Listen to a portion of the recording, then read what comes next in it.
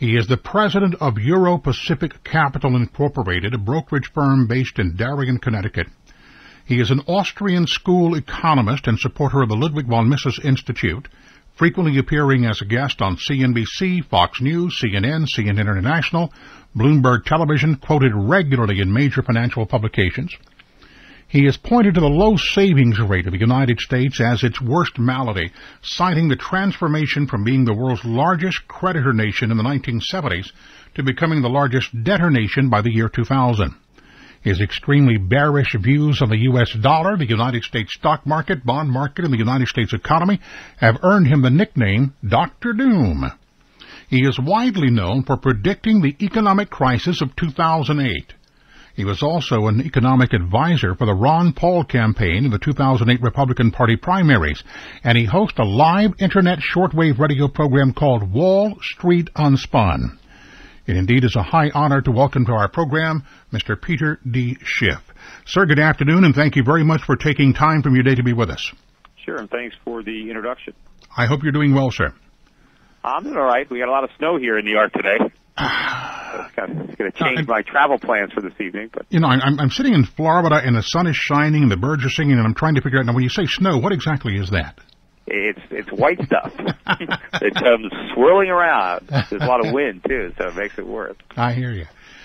Sir, we were talking about the old concept of just leave things alone. Why is it that our Congress, our president, what is it about our government that they cannot leave the free market system alone? Yeah, you know, one of the first things that happens, I guess, for doctors or medical school is the Hippocratic Oath of, do no harm. Do no harm, yeah. And they should require that economists, that politicians take the same oath, although I'm sure they would violate that oath just like they violate their oaths to uphold the Constitution.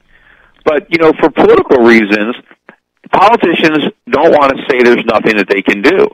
And so they want to appease the voters by doing something.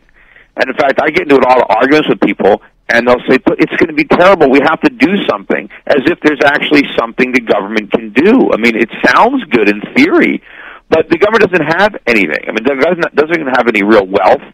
It could just redistribute the wealth that exists. And, of course, when they do that, not only is it immoral and illegal, but it's inefficient, and it basically hurts the economy in the long run. Maybe temporarily it can create the appearance that the pain is being eased, but only at the expense of much greater pain down the line. You predicted, and you did this at a time when a lot of people would point at you and say, oh, come on, I mean, Schiff, you can't be serious. You predicted this economic downturn, near collapse, if you will. When you were thinking about that, and when you were analyzing that and looking at that, did you also believe that we would be going into the territory where we're now going with nationalization, socialization, bailouts, and so on?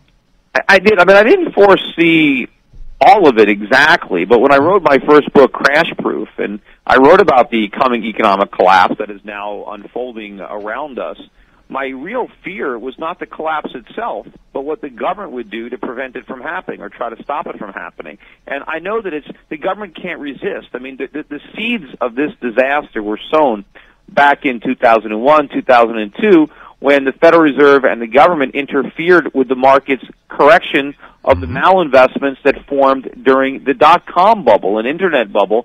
We should have had a more severe recession then, but the government couldn't resist trying to ease everybody's pain, and in the process they inflated the housing bubble, which led to the reckless consumption and speculation that we're now reaping the whirlwinds now. And I knew that when this disaster started to unfold, and I knew it would be bigger than the fallout from the bursting of the dot-coms, because I knew there was so much more leverage involved, and that the real danger was not for all the people who bought homes with money that they didn't have, but for the financial industry that facilitated the transactions and loaned all the money. I knew there was a real financial crisis coming at the end of the housing bubble, and I was afraid what the government might do to ease the pain, which is exactly what they're doing, which formed my ultimate long-term forecast for the U.S. economy, which was one of hyperinflation, where the U.S. dollar completely collapsed, and we suffered an inflationary depression, which unfortunately is what is now in the cards. Are we talking Weimar Republic? Are we talking Argentina? We might be. I mean, it's hard to know now the degree. I know that when these forces get going, it's often very hard to stop it. And I know the longer the government takes to be responsible, the harder responsibility is going to be, because the more painful the correct decisions are going to be to make. And if the government won't do the right thing now, what makes us think they'll do the right thing later when it's even more painful and difficult politically to do it? To the degree that you would be comfortable in doing so, can you paint for me what you might believe would be the best case scenario, in the sense of, have we seen the majority of the iceberg, or are we still only seeing the tip? And again, best case scenario, where do we go from here?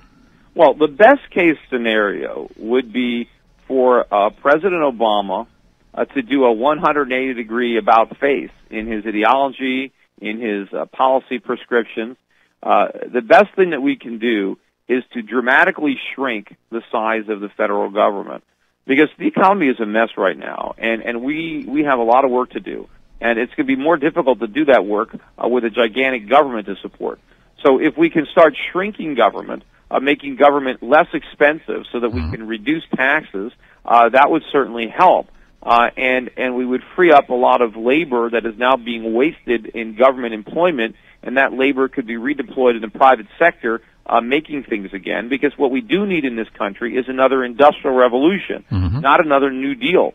We need Americans working harder and saving their money. We need to produce stuff. We need to do the opposite of what we've been doing for the last generation or so. We need to go back to the basics of hard work and productivity. And to accomplish that, we need small government, we need low taxes, so we need spending cuts, we need sound money, we need higher interest rates that encourage people to save and, in fact, reward them for savings. We need to discourage consumption. We need to pretty much abolish consumer credit in this country. We need credit for businesses so they can build factories and invest in capital equipment that can increase the productivity of workers, so that ultimately we can enjoy a rising standard of living again. We need to bite the bullet. We need to go through a painful retrenchment. There's just no way around it. Unfortunately, the odds of the government doing the right thing are pretty slim. Instead, they're going to try to reflate the bubble. They're going to try to encourage even more debt, even more consumption, just as the market is trying to bring about the opposite. And in the process, they will completely destroy our economy and our currency and wipe out the savings of an entire generation of Americans. I don't want to paint a doomsday picture here, although I'm very cynical about what's going on in this country. But let me ask, I want to submit for your thought and your response here that we know